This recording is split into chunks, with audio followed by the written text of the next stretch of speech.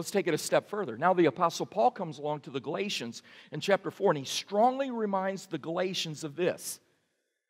Because, listen to this, because you are his sons, God sent the Spirit of his Son into your hearts. The Spirit who calls out, Abba, Father. So you're no longer a slave, but God's child. And since you are his child, God has made you also an heir. So when you pray, our Father, here's what you need. You're coming in and saying, our Father, my daddy, you would never abandon me.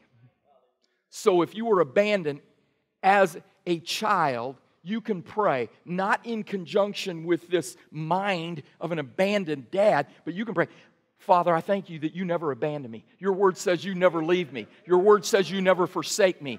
You can pray, God, Father, I'm glad you're not an abusive father. No matter what happens, you never lose your anger. You would never do anything inappropriate to me. You would never abuse me. You would never leave me alone. Father, I thank you that you're not an absentee father. You're there all the time. You are there. I can come into your throne of grace. I can come into your place anytime, anywhere, any place.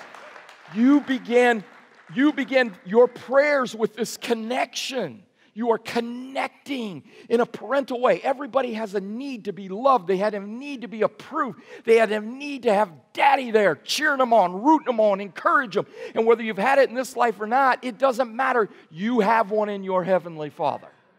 Amen.